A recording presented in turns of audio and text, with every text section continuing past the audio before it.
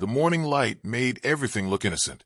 Sunrise spilled across Briarwood Drive like it was posing for a real estate brochure. Lawns trimmed to surgical precision, identical hedges, driveways empty except for sedans washed every Sunday. The kind of street where silence wasn't natural, it was enforced. I was kneeling near the curb, tightening the final bolt on a heavy steel mailbox post, when I felt it, that familiar pressure between the shoulders, the sense that someone was watching, measuring, judging. I didn't need to look up to know who it was. Footsteps crossed the street in unison. 3 of them. Elaine Porter walked in front, visor pulled low, clipboard pressed flat against her chest like a shield. Her white sneakers were spotless, never touching grass that wasn't approved. Behind her came Ron Ellis, HOA vice president, already extending a yellow tape measure as he walked. And trailing them both was Kyle, the secretary, young, eager, phone half raised like he hoped today would be worth recording. "Morning," I said, straightening up and wiping my hands on my jeans. Elaine didn't return the greeting. "Mr. Carter," she said, voice sharp and practiced, "your mailbox violates Briarwood Ridge standards." I glanced at the mailbox, matte charcoal, clean lines, solid steel. "Does it?" "Yes," she replied immediately. Section 7. Approved colors only. Black, white, or colonial bronze. I smiled. "That's fine." Elaine paused. "Fine. I'm not part of your HOA." The air shifted. Ron snorted. Kyle's phone tilted slightly higher. Elaine's eyes flickered, confusion first, then offense, like I'd spoken out of turn in a meeting she hadn't called. "That's not possible," Ron said. "Every house on this street is HOA."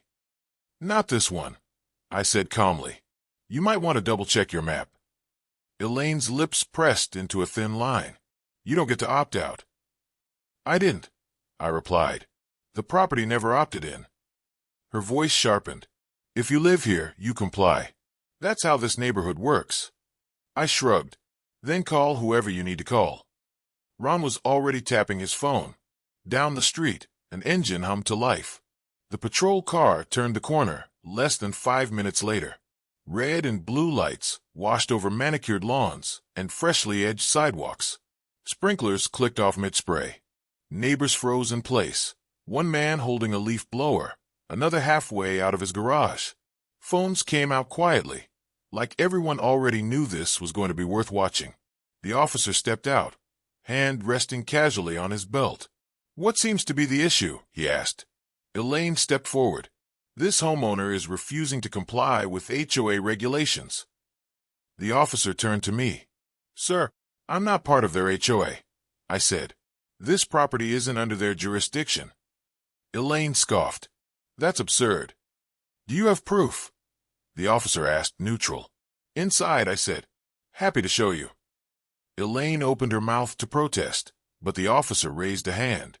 5 minutes later, he was flipping through my deed, the county parcel map, and a printed survey. He frowned.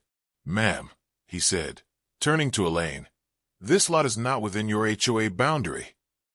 Ron stepped forward. "That map is outdated." The officer shook his head. "County records are current. This parcel sits outside the HOA by about 30 feet. Elaine's face tightened. "So you're just going to let him undermine community standards?" The officer handed the papers back to me. "There's no violation here." Elaine stared at me, ice cold. "This isn't finished." I met her gaze. I was about to say the same thing.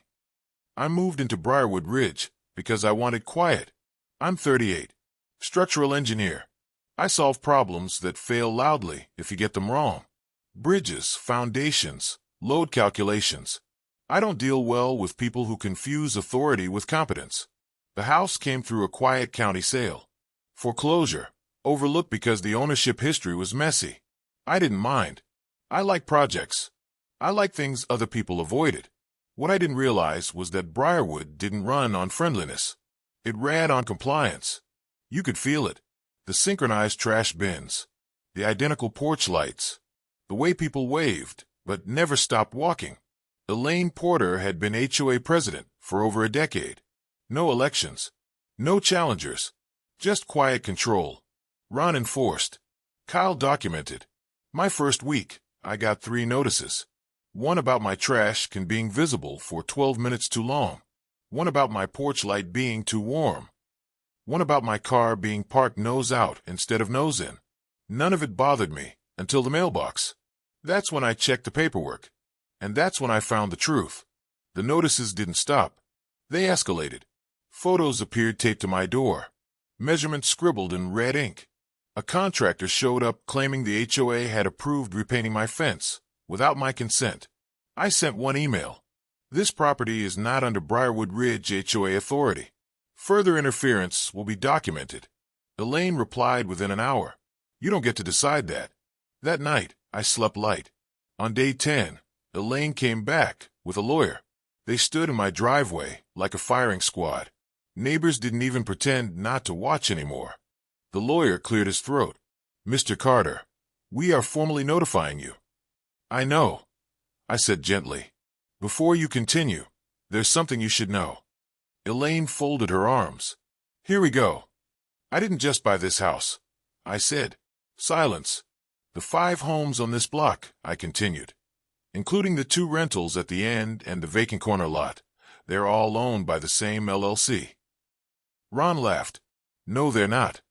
A door opened across the street. Mrs. Halvorson stepped out. I sold to him. Another neighbor spoke up. Same buyer. Elaine turned slowly, realization creeping in. I bought them quietly, I said. One by one. The lawyer swallowed. Why? Because this land, I said, was never annexed. And because the private access road you use runs through my parcels. Elaine went pale. You don't mean? The easement expired, I finished. 3 years ago.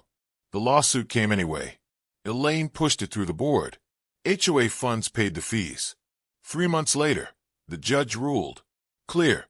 Final. The HOA had no authority. The harassment was documented.